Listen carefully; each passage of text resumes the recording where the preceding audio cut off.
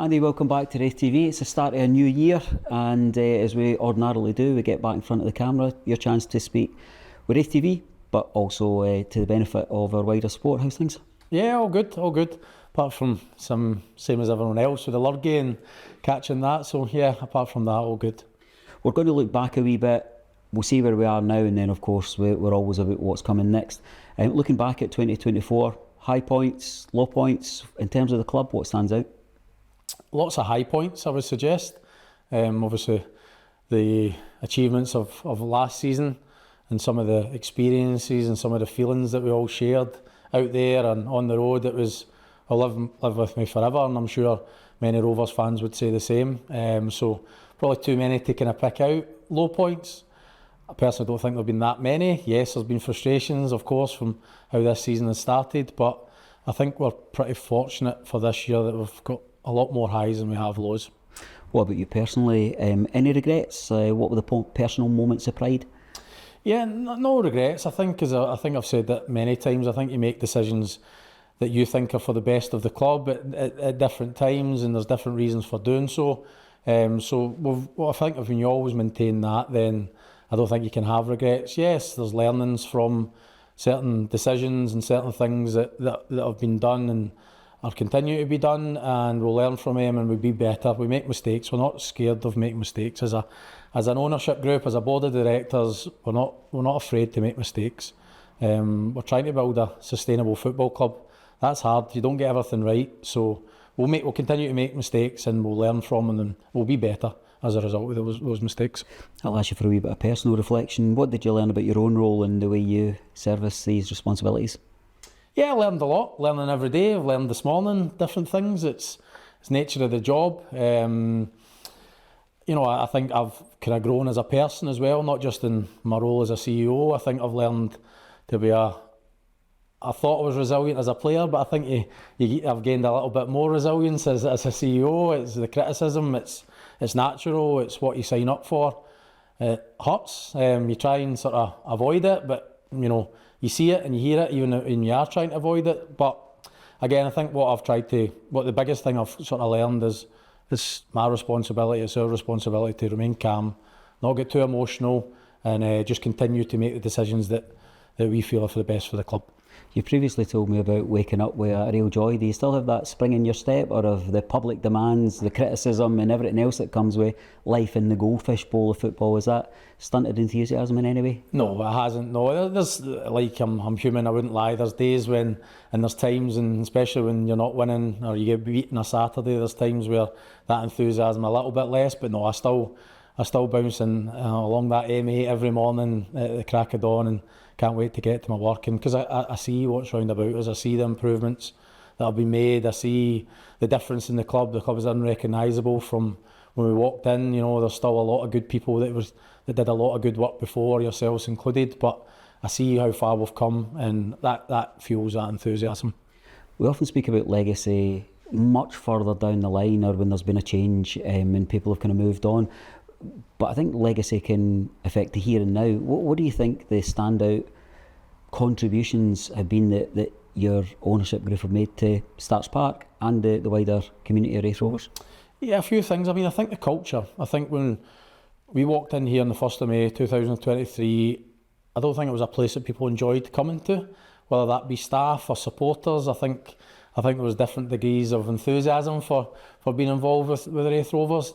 It's different now. You walk in here, there's the energy, and I'm talking day to day in terms of the staff. There's a different energy here. It's tangible. You can feel it. That's a huge achievement for me. You talk about culture and workplaces. As I say, this place is unrecognisable from where it was. Another point for me in terms of the playoff games. I remember looking across to the south stand, the Partick Thistle game, the second leg, and the amount of young people that were in that stand. That was it really caught me, that moment, because I think over the course the demographic of that south stand has changed, and there's more younger fans coming, and that's what we want. That's the future. That's what we want to try and bring, and hopefully they behave themselves when they're here. Well, tell us a wee bit about that. There's been quite a bit of talk today about culture. I think we as a support base need to also look at our culture. What have we got right as supporters? Yeah, look, a lot is to answer that question. You've backed us in your numbers, whether it be in attendance with games, buying shirts, coming to events, everything that we've tried to sort of push and tried to deliver to you, you've got behind, and that's really important. That's allowed us to achieve what we've achieved. Financially, we had a good year last year as well. Accounts will be published in due course. You'll see that from the accounts. It wasn't just all the success on the pitch. We won a lot of games last year as well, but the fans played their part in that as well. They got us over the line on numerous occasions, and just continue to be that. I think we all understand frustrations, but look at the bigger picture. I would urge somebody be better than that. Be better than the tribal nature that comes with football fans. Look at the bigger picture. Look at what's going on off the pitch. Look at what we're trying to achieve. We're not perfect, but there's lots of good things. There's lots of good people giving their lives to this club, and have done over the last 18, 20 months, over this history of the club's history. So, look at the bigger picture. Appreciate what's going on. Appreciate what's happened off the pitch, and keep supporting us. Keep doing what you're doing. 3,000 home fans at the last game. Despite there being a kind of challenging time on and off the pitch, not only in terms of football but in terms of health and well-being of our wider community, the appetite for Raith Rovers isn't slacking. I recall when 3,000 was set as a target and having a wee intake of breath thinking, yeah, good luck with that one. It's really strong, isn't it? Yes, absolutely, and it's become the norm. To the fans' credit, that's become the sort of norm, and now you're looking at what's the next target, what can we extend it, how do we get there, how do we encourage more people to come. That's what I say when I say keep doing what you're doing. Keep backing us, keep coming through the gate, keep buying your season ticket. We can't do what we want to do without that support and without that commitment from fans. This is a regular update that we do, and anyone can spill back and see a number of sessions that we spent together. But I imagine there's going to be people out there who'll be spilling forward saying, yeah, get to the manager bit. So let's do that. Manager number 3 in the building, good to go. Looking forward to his first competitive outing tomorrow. What can you tell us if we briefly look back in terms of Neil's departure? Anything you'd want to add to the story that's out there? Yeah, no, obviously Neil had come in. Again, I'm fortunate that I'm here every day. I can see the work that Neil was doing. I can maybe appreciate what Neil was good at more than maybe others, because the results didn't reflect the work that was going on. Neil was a good man, he was a good manager, but it's the nature of the beast. Everyone's got their price, so to speak. It's football, it's life, and these clauses that are in contracts are natural. They're in every contract. They'll be in every contract going forward. So to dispel the myth in terms of a release clause and all that, it wasn't that. There was a clause in the contract that Sacramento triggered, and the club were fairly compensated financially. For us kind of lay people in the side, such clauses are kind of wrapped in mystique, but I wondered from my own perspective whether it was something that you thought might have been triggered further down the line based on success that would have came from Neil's time with Raith Rovers, rather than something much quicker based on Neil's existing CV. Yeah, and we thought that, and I think Neil thought that as well. I don't think it was ever, Neil made a huge commitment to move his 4 kids from Leeds up here, started school, son signed with St Johnstone Academy. Lots of things were going on, so I think it caught us all in the hop. But that's why these paragraphs and clauses are within contracts, so that everyone's protected. Interviews like this, I think we're really, really lucky, because generally what will happen is you'll say, ask the questions and we'll go from there. I never really kind of enter these with any kind of shackles on my question, and beyond be respectful. So I'm going to push a wee bit and say, in terms of the desire that Sacramento had to secure Neil, were we financially compensated at a level that you're happy with? Yes, absolutely, yes. Yeah, it's fair for the club, yes. What did you learn from the last round of recruitment as we move towards securing Barry? I think time. I think it took too long for Neil's recruitment. There was reasons for that. We wanted to speak to more people at that point as well. I think our search was a lot narrower this time. We're a lot more focused on who we wanted, what that looked like, what their personality, what their skill set was. So we'd certainly learned from the first recruitment process, that's fair to say. And yeah, it was a lot more sort of targeted. What does Barry bring? What's the energy and the enthusiasm that serves his character? He's a good man. He's a strong leader, and I think what set him apart in the process was his understanding of who we are as a club, what our fans want to see out there on the pitch. He is acutely aware of the local area and what they demand from their football team, and that really set him apart from the others. I think we're getting a modern day coach with some real old school values. I think what he brings as a coach, what he brought as a player, and as a human being, fit perfectly with the club. And I'm convinced that he's a man that can lead this club into a successful era, and that's a strength. Barry spoke on several occasions about being given time and trust. Is that the cornerstone of this relationship? Yeah, it's back to that point. We're building something longer term here. Yeah, last season was great, and I don't want people to forget what happened in the highs of last season, because we should use that as motivation to feel that should be the norm. That's what we want to strive for, but that's hard.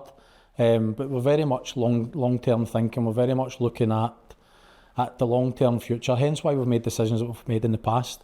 We're here to build a sustainable club, and when we do get to where we want to get and we get it right, everyone will see that sustained success that everyone craves. What does immediate success look like? Winning some more games on the pitch, I think, is fair. I think we're on a good little run. There's a bit of momentum being built over the last few weeks and months. Continue with that. Continue challenging towards the upper echelons of the division where everyone wants us to be. But again, just keep improving the place. We're not far away from our new hospitality lounge being finished. Again, that'll be a huge step for the club. This business is functioning really well now. It wasn't previously. We've increased revenues, we've increased money generators, we've improved the facilities. There's still lots of room for improvement, and we need to keep going with them. But we need to just keep getting the victories day by day, week by week, month by month, and that'll get us where we want to be. How do you balance the long-term development of the stadium and the hospitality and the financial aspect with the need to see success on the football pitch? It's difficult. It's difficult because I think we're all caught up in what happens on a Saturday, and I think I've said many times before, we have to try and remove ourselves from that, and it's about looking beyond what happens on the pitch. But it's hard. We get caught on it as well. We're just like everyone else. It's frustrating when we don't win. We get that, but again, I'll repeat, it's our job to try and remain, take the emotion out of that, try and remain a little bit separate from that if we can, and just keep pushing on with what we're doing, keep making the decisions that we know is right for the long-term future, but tempered with, we need to win, we need to have a good team out in that pitch. It's a hard balancing act. What about the here and now? The follow-up question is the football one of, is there funds, support available to Barry to strengthen, if that's what him and his coaching staff feels required? Yeah, I think he's obviously just in the door. It's been a whirlwind week for him, so I think he's trying to find his feet, assess the squad that we have here. But like any manager, we'll always try and support and help. But I think we've got a good squad. I would write this group off at anyone's peril. They're a strong, talented, resilient group of players, and I think there's a determination in that dressing room to right some wrongs, prove a few people wrong from this first half of the season. Off the pitch, are you keen for Raith Rovers the roller coaster to slow down a wee bit? I don't want it to slow down. I think it's good. I think it's great. We all want to be entertained, don't we? This is an entertainment business. We all want to be excitable. It's part of it. But again, we have to temper that with a bit of realism. Last season was great. As I said, don't forget it. But it was all high octane. It was all adrenaline fueled. It's not going to be like that all the time. We have to just temper that with some bit of realism. And it's hard to win games of football, especially in this division. There's a lot of teams that have spent significant amounts of money, maybe more than us, assembling a squad. So we've just got to temper that with a bit of realism and just continue to do what we're doing. I think look at the bigger picture and see what we're trying to achieve. Andy, I'm keen to ask a wee bit more about the community aspect. I was really impressed with what you said there in terms of Barry Robson's ability to connect that there's more to Raith Rovers than just a Saturday, and that it's where the club sits in the community. We look at the work of the foundation, and we look at the interplay between Raith Rovers Football Club and the foundation. I mean, just yesterday we had 100 children with 3 professional football players for the team that they adore out there in that surface. Tell me about that, and then I'd like to ask specifically about pathway planning, but talk to me about that relationship. Yeah, I mean, I think the relationship is stronger than it's ever been. I think the guys from the foundation, the community club would testify to that. John Potter's done lots of good work. I think the focus always falls on recruitment when we talk about John, but he's got a much wider role, and again, creating that legacy, building a proper football club, proper sustainable football club, and that's all part of it. It's a huge part of it, actually. So he's done lots of work with the community club. He's often found down here on a Sunday afternoon watching games, or a Thursday evening taking training sessions. There's been CPD events with the coaches. There's been presentations to coaches, to players, to parents, all part of the wider to try and create that pathway. Yeah, make that connection stronger, but again, to try and create that pathway. And there's more plans afoot. We're looking at how we operate next year in terms of first team and what that's supplemented with. So we're in conversation with SFA, with SPFL to note our interest in having some sort of representation at reserve level, reserve cup, things like that, which would mean we'd run with a bigger squad and some younger players that supplement that first team environment. So lots of work happening. Maybe doesn't get seen by the outside in terms of supporters and also people in the club as well, but there's lots of great work, and it's a huge part of John's remit. We've got a meeting on Monday night with the ladies team about that. That's still an ongoing conversation that's been happening pretty much since we come in. So lots of conversations happening, lots of work being done to try and get us to where we want to get to. It takes time, but we'll get there. Can I ask a follow-up question specifically about women's football under our club badge? Because I know that it's something you've wanted to engage with since you came in. Yep. Ideally, we want this pathway where the 15s, 16s then become a Raith Rovers team. Yes. Is there light in the end of the horizon for that? Yeah, we've had a couple of meetings already. Positive from our perspective. We've got a further meeting with the girls themselves on Monday night to gauge their opinion, to hear their thoughts and worries and apprehensions, and hopefully from there we're in a position that we can move forward after that.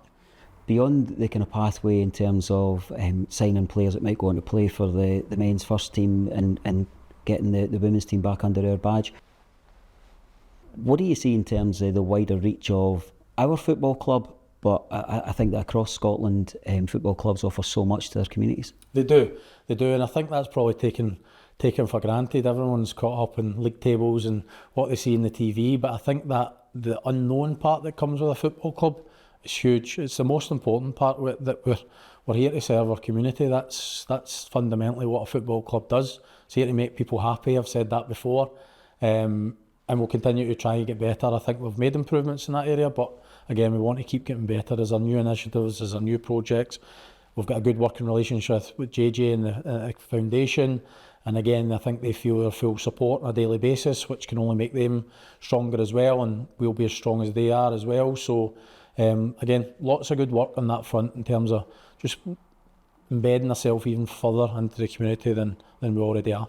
Do you pick up the aspect that the foundation itself is often a pathway not only to people having joy from playing football, but actually being football supporters? I see myself in terms of the young mascots that come for their tour, how many of them will tell me about the fact that I played in this pitch. Their identity that's shaping their support of the club comes from being so connected at grassroots. Absolutely, and it's what comes first. There's an involvement in the community foundation, community club first, or is it the football club? And it's a two-way street. We can, that's what the point I make. We can be as strong as each other.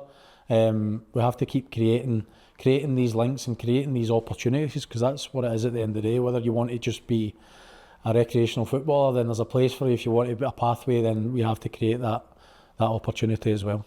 In terms of football and pathway, we've got a little group there of younger players who are making an impact on the pitch, but are also outwardly showing that Raith Rovers is a place that young players can benefit from being.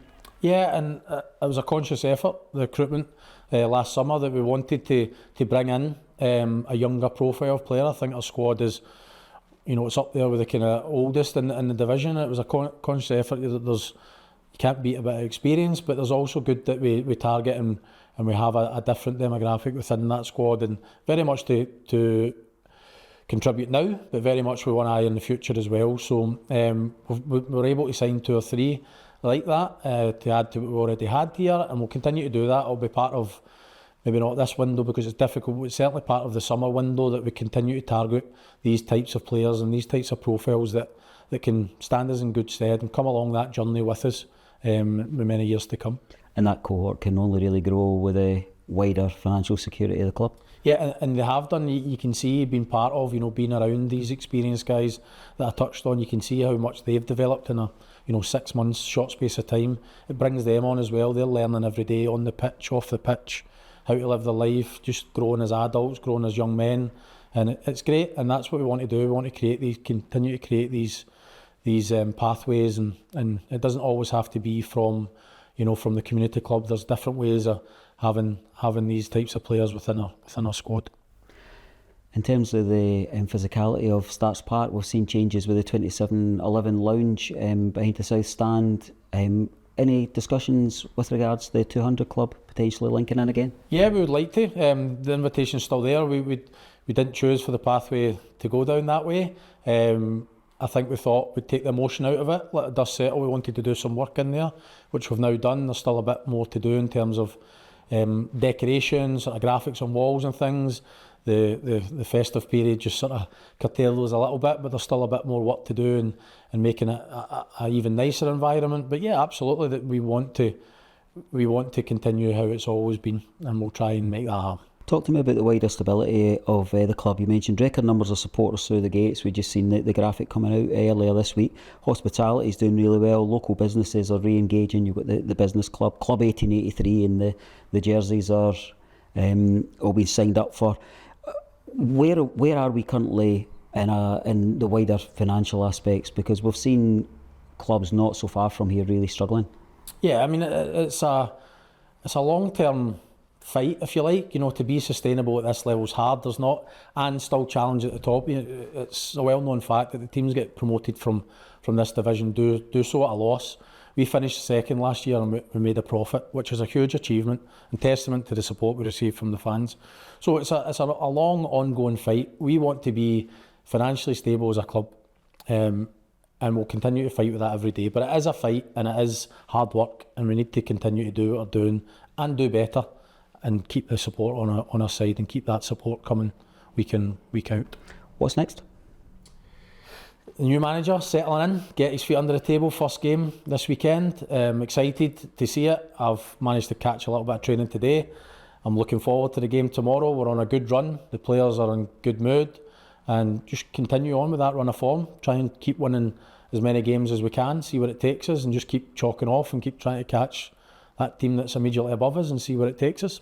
What's a burning issue for yourself? I wonder if the playing surface is top of the list of concerns or opportunities. Yeah, there's been lots of ongoing discussions. I was going to say the word fights here. It's maybe not a fight, it's a discussion away from Raith Rovers, so it's very much Raith Rovers based, but these are discussions that take place through in Glasgow or via emails, and they've been ongoing for the last year. It's been difficult at times because these are not easy discussions. There's a lot of having to put across your opinion and fight for your opinion and fight for what's right, in my opinion. So they continue to go. I think we've made a bit of progress, I would think, but there's more discussions to be had this month. We've got a further meeting scheduled, and we'll continue to fight that good fight. Do you feel there's any light at the end of the tunnel in terms of many supporters, I guess, and some will say naive and some will say realistically, say why can't surfaces like ours be held to a certain standard? I mean, they are. We have to pass a FIFA test every year. The pitch is still, it's 5 years old, but it's still passing that test with flying colours. That is in place. There isn't a test for grass pitches, I would add as well, in the top flight. So we continue to be judged on our surface, and it continues to show up well. Is there a plan B running in parallel? Yes, it's been muted. Yes, I think we're making some headway in terms of, if we did have to get there, what that might look like for all clubs, not just ourselves. So I think there's been good headway made in that front. But yeah, absolutely, there's always we have to be ready, we have to be agile, and if the worst should happen, then we have to be ready. So recently we've had some changes in the boardroom and the leadership group. I'm happy that you've got a group of individuals that are of a similar mindset and positive outlook. Yeah, we continue to challenge each other and work together, and it's healthy. There's healthy relationships there. Obviously, different guys have got different commitments out with the club, so it's varied in terms of the time they're spent here and the time we see each other. But yeah, no, we're strong as ever and looking to just continue moving forward. What would make your job easier? Winning every week. It would make everyone's job easier. It makes commercial easier. It makes RaithTV easier. It makes the players obviously easier, their life easier as well. So, but we can't control that. But no, listen, there's not many complaints from you. Yes, we all get frustrated. As I said, the criticism hurts when it comes. But in the main, I think we can all agree that there's been lots of positives in 2024, and we're in a good place. We're trust us, continue to back us. We're doing well for this club, and we want everyone to continue to back us. You always stress the positive, but I'm wondering if when you mention criticism, are there any misconceptions out there that you think might be out in the streets of Kirkcaldy that you'd want to address? There's lots. Football's a hot talking point for most, so there's lots out there that you hear and you just think, what a load of nonsense. But again, it's the nature of the beast. It's what we sign up for, so we've got to just remove ourselves from that emotion and just keep on the path that we're on and keep continue to try and strive and work towards our goals. What's the wider message to Raith Rovers supporters as we enter 2025, as we say, you know, the energy of new management and leadership and opportunity is obviously there when you look at the league table? Yeah, absolutely. Back the players, that's the most important thing. You can back the board, and we don't really matter in the grand scheme of things. It's about what happens out there on the pitch. Back the players. They're a good group. They're a very conscientious group and hard working. They're a good group. So get behind them and back them every Saturday, like they have been. Continue to do that, and we'll win more games than we'll lose. I'm confident of that. What's it like working with players in your role as CEO as opposed to the guy sitting next to them in the dressing room? I'm sure you've got a varied set of responsibilities. Yeah, I mean, I'll leave them to it. I kind of keep myself away from the sort of football side of things, but you're passing them in the corridor, you're meeting them in the lunchroom, you're having chats. There's lots of different characters in the football dressing room as well. So, no, it's good. It's good. I think it helps that I've got that little bit of sort of knowledge what their life is like as well. So I think it helps and brings an understanding of everyone's role. So it's I always tell them when they're walking out the door in the afternoon and I'm still here sitting in front of the laptop, I always tell them how lucky they are. Speak to Raith Rovers supporters. What have I not covered that you'd like to say to them? Just reiterate the message. Keep getting behind your team. This is your club. We're here to serve you. This club will be here long after we've been and gone. So keep backing your club. Keep supporting your club. Whether that's on a Saturday singing a song in a south stand, or buying a shirt, or buying a season ticket when we get to that point in the season. Just continue to back the club, because there's good things happening at your club. Trust the process. We've come a long way in a short space of time, but there's also lots more improvements that we can continue to make. So keep getting behind it. There's a club that you should be proud of, and I hope they feel that. Thanks for your time, and we'll check in again later in the season.